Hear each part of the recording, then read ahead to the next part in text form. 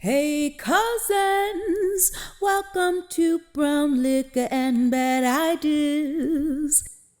Welcome, cousins, to this episode of Brown Liquor and Bad Ideas. I'm your host, Cornell Wright, the People's Lobbyist. Join me today as we get prepared to vote in 2022.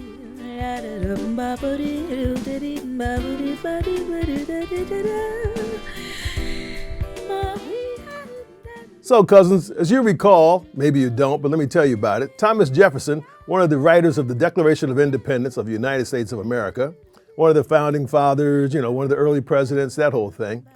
He was one of the guys who helped to create this democracy we have in the United States of America. And what he said is that an informed electorate is necessary for the continuation for a democracy to work. Notice the operative words, cousins, an informed electorate. We, the people, as in the Constitution, who are going to be voting for our elected officials to represent us and to govern over us, need to be informed, right? That means the more we know about what's going on, the better questions we can ask, the better information we can provide to our elected officials, the things we can tell them what was really necessary in our lives to make it better and make our lives and our families better. You see what I'm saying, cousins? And so we have to know more in order to be able to challenge our elected officials in order to do the best job for us. Because when you really think about it, cousins, and I would be willing to have a few drinks with you on this one, we have allowed our elected officials to get too far away from what we need and want without them being held accountable. So here's one of the reasons why, cousins. There's a lot of information out there, and we haven't quite gotten all the information. Aside from that, there's a lot of information channels, quote unquote information channels that are out there. They're trying to pull us everywhere other than uniting us. Everybody wants to pull this way, pull that way, pull the other way to represent their perspective and their positions while ignoring some of the other good ideas and or concepts that are out there that are impacting all of our lives every day. So cousins, when you think about that, we have to then make decisions and choices that are becoming more and more difficult. And so what I'm going to do is give you a couple of things to kind of help us start to prepare our minds and, quite honestly, to start to go to work. Because, cousins, we have to be more involved in our electoral processes and our democracy if we want them to work. Everybody's talking about, well, gee, I don't think this works. I'm not sure about my state government. I don't think the Congress works. Well, why doesn't it work? It doesn't work because we're not demanding that they do work. Right? Remember that whole concept? They work for us because we elected them? Yeah, cousins, that's part of it. So what we have to do is, first of all, you have to make a decision. Are you going to vote with your heart or are you going to vote with your head? Now, voting with your heart, that says, if I'm a Republican or I'm a Green Party or I'm a socialist or I'm a Democrat, no matter what my party says, I'm going to go in and pull that lever for them. Cousins, I think we need to start to revisit that model. Because it used to be, not very long ago, maybe a few decades ago, that the parties were, in the majority, not that far apart. Now, there has always been fringe outside parameters, if you will, if you look at standard deviations, outside the norms, elements of both parties, both left and right, and for the other parties that I'm not mentioning, but just talk about those two primary, the Republicans and Democrats in our world today, that they would be a little bit different. But most of them were pretty much in the center, maybe a little bit of adjustment one way or the other, and pretty much you could kind of be comfortable that whichever party got into power, you were going to get some reasonable expectations of what was going to occur. I don't think that's the case any longer, cousins. All right? And so by just going with and saying, my team is my team, and I'm going to vote that way, you might want to reconsider that at this point. What I'm suggesting is instead of voting with your heart, let's start voting with our heads. By voting with our heads, I'm suggesting let's start looking at and asking more detailed questions as to what each of the various parties are asking or presenting to us as what they want to do. All right? And not just accept the sound bites. The sound bites sound very convincing and really good, and we'll touch base on a couple of those in just a moment. But let's start understanding what are they really going to be offering to us that's going to, in fact, help your family and my family and help us all hopefully to grow. A friend of mine told me the other day, he was talking, he says, well, he looks at his family and the particulars associated with them, and he votes for whatever's going to help make their lives better. Well, that's really great. And so the question I ask him, I didn't ask him then, but I would ask now, is that how big is that circle of what you're concerned about? If it's only about one or two things, well, that makes you kind of, pretty much a binary voter, if you will. But I would submit there's more than one or two things that we need to be concerned about, right? There's things I may feel about, like abortion, I may feel about that. But I mean, if I'm not in that circumstance, does that really impact me, and does it really impact the way our government or where our country is going?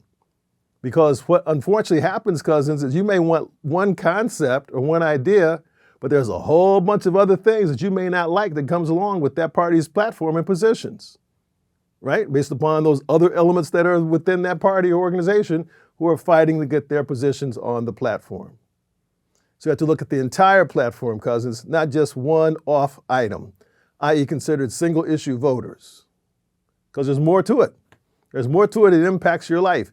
And I would say there's more to it that impacts your life on a regular and ongoing basis. So cousins, the first thing to start to do is look at, you're voting with your heart, or you're voting with your head. And in fact, some people have actually, over time, you think about it, cousins, they voted with their heart to the detriment of their head. Let me give you an example. If you recall, there was a tax change, I guess, what was that, 2018, something like that, the Republicans put forth, okay? In that tax change, prior to, Donald Trump said he was going to fix the tax code and make it all better, to make it fairer. And does anybody remember how much money they received from that tax change? No. Do the billionaires remember how much money they got? Yeah. Do we now know that we got less money in the Treasury because the assumptions made as to how the country was going to grow in GDP did not meet those expectations? Therefore, we had a net loss and continue to have a growth in our deficit. Anybody remember that? Yeah, cousins, all that happened. And when that happens, what is not available? There's no more money available for schools, infrastructure, all those other things that kind of go along with running the country from the federal government's standpoint. How about that, cousins? So you may have wanted that, but then you ended up with this over here. You see what I'm saying? So that was your heart maybe going and not supporting your head. So tell you what, cousin, let me give you a couple of things that's going to be coming up. I'm also already starting to hear about them in some of the primaries, some code words that you might want to keep in mind. So cousins, a couple of the questions or a couple of the phrases I'd like for you to keep in mind, because a lot of political ads are starting to come out now for the primaries in many states, getting ready for the election in November, all right? One of those that's my favorite is law and order, okay? Now, cousins, law and order should be something we could all agree to, right? There's a law and there's order associated with that. That's assuming, of course, that the laws are fair. That's also assuming that the laws are equitably applied. And I would submit to you, cousins, we know that's not the truth, all right? So I would suggest when you hear the concept of law and order, you need to ask that politician, what does he or she mean by law and order for who? Okay? Because cousins, let's be honest. I saw an advertisement the other day of a person who was talking about law and order, and he was going to be a law and order candidate. And his reference was standing next to the former president, Donald Trump. Now, cousins, we could debate and talk all day long, but we know Donald Trump breaks the laws. And so if you're going to stand next to a guy who breaks the laws, and the number are unimaginable, how can you then coordinate those two concepts? You with me, cousins? I'm a law and order candidate. I want to submit law and order, but I'm standing next to a guy who has pretty much been convicted of being a criminal. Not been convicted. Let me take that back. But we kind of know the deal, right, cousins? I mean, come on. Are we paying attention? One of the other questions, cousins, I'd like to ask you to think about when you hear it, and recognizing a lot of these things are not intended to provide us with unity, but divide us, okay? Another one of those concepts is witch hunt. Now, cousins, a witch hunt has this orientation of Salem witch trials and that sort of thing. We're trying to go out and find out something that's not true, etc. But cousins, if a witch hunt, quote unquote, finds witches, then it's no longer an inappropriate activity, right? Let me give you 2 examples of that. You may recall, and it went out with a whimper, that led by the Republican organization in Arizona, they went through an entire recount of all the votes in Arizona. Spent millions of dollars on Arizona Cousins tax money to have this firm that had never gotten involved with voting recount involved. And you know what the result was? Not only did Joe Biden win, but he won by more votes than what they identified. But initially it was, we're going to go in and prove that this was all wrong and it was inappropriate and Donald Trump won. No, he didn't. Now, that was a witch hunt, cousins, because it had already been proven a couple different times in Arizona that wasn't appropriate. So they spent money on that being a witch hunt. But when you talk about the Mueller investigation, investigating whether or not the Trump organization had, for the presidency, the campaign had issues with Russia, well, I'm sorry, there were X number of Russian agents indicted. There was, I recall, the national security chair, the campaign chairman, and other members of the inner circle of the Trump campaign who were actually indicted. Some of them actually did jail time. When you do that, cousins, that's not a witch hunt if you find witches. All right, cousins? So don't fall for that one. A witch hunt. If you find them, then it's true. If you don't find them, then you're okay. Speaking of which, along those same lines, cousins, I talked to a buddy of mine. He's an attorney. And I asked him, I said, look, if I am innocent of something and you accuse me of being guilty of something, wouldn't I want to go to court quickly as possible, assuming all the evidence is available, in order for me to prove my innocence and get this over with? He said yes. So if I'm trying to delay it by this sort of thing and that sort of thing and all these other procedural rules within the judicial system that allows it to be delayed, what is that saying? Quick, innocent, delayed. There's another side of innocence. So cousins, the other one is that we also hear this concept of freedom. Well, the Constitution is what is the document that establishes our parameters and opportunities of freedom. Freedom has come up a lot more in regards to the COVID-19 and the various mandates associated with wearing masks, which from what I understand, you heard one of my earlier sessions, I'm gonna start to run this one again, Cornell's basic COVID protocols for maybe ever until we're saying something different. But having mask mandates is not impacting your freedoms. It's a small thing, by the way, in order to prevent a global pandemic, which has killed millions of people in the world, and in fact, approaching 1 million people in the United States. Not to mention the medical costs and those with long-term care issues moving forward. Okay, that's not a freedom question, all right? So when you talk about freedoms, what freedoms are people talking about?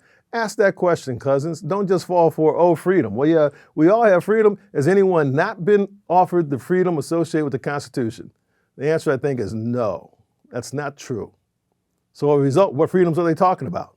And is that really something that you want to glam onto and vote for that person when they're starting to maybe mislead you? The other question is about inflation you're hearing. People talking about, well, we're going to fix inflation. Cousins, if anybody could fix inflation, they'd get an audience on TV and everybody would do what they told them, right? Inflation is bigger than any one person. It's bigger than any one agency because inflation has to do with the way economy works. Supply, demand, and a little bit of profit thrown in. So until our demand for products goes down, which we can control, those people who provide those products and services, i.e. companies, etc., are going to get whatever price they can for that, and the price is going to go up. If we stop driving tomorrow, as we did during the shutdown period, the price of gasoline would drop precipitously overnight, okay? But because we still want things, and because there still are supply chains, why? Because COVID is still real. People are still getting sick, even though perhaps not as bad if they have all the vaccines and the booster shots, which is good news. But that's what happens. Supply and demand. We can take care of the demand. The supply will then adjust for that, and so will the prices. As long as it's high, it's going to continue. The Federal Reserve, not the Congress, not the president, none of those people have really a direct impact other than perhaps, which would be appropriate, implementing and passing some of the legislation that's currently in Congress now, which is being held up, which has to do with jobs, infrastructure, technologies, those kind of things that would help the whole country grow and become stronger for the 21st century. Those things would help. Are they getting the light of day? No. So when someone comes up and say they're going to address inflation, ask them how they're going to do that when they're not part of the Federal Reserve System. Come on, cousins, they're trying to bait and switch us. As well as the whole question about bringing jobs back. Well, I mean, one of the first things to bring jobs back, ask that candidate, what's your plan for education? All right, simple. What's your plan for education if you want to bring more jobs back? Because there's almost a direct correlation between the education of the population and the amount of jobs that are in that various area. You check it out, cousins. So if they want to help you, give more money to education, tell them what they're going to do to help your kids, and you, in fact, get more education so we can be able to deal better with the jobs that are necessary for the 21st century. All right, cousins, you got it. What we're going to do is getting ready to prepare you for elections for 2022. Voting with your head, not necessarily your heart. Looking at some of the buzzwords or keywords they're going to be using to kind of throw us off balance. Looking at law and order, witch hunt, freedom, inflation, bringing the economy back, bringing jobs back, all sound good. Everybody can make that claim. But the question is, what are the plans behind them that make sense to you from your head? All right, cousins, thank you for joining me on this episode of Brown Liquor and Bad Ideas. We'll see you real soon. You take care of yourselves. And see you next time on Brown Liquor and Bad Ideas. We are the people. We are the people.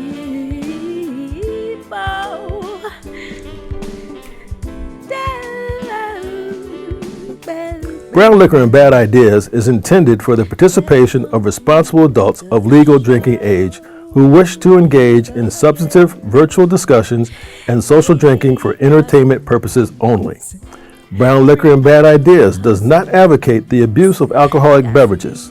Choosing to participate in any of the drinking activities shared in the program should be made with moderation and caution and is the sole responsibility of the user.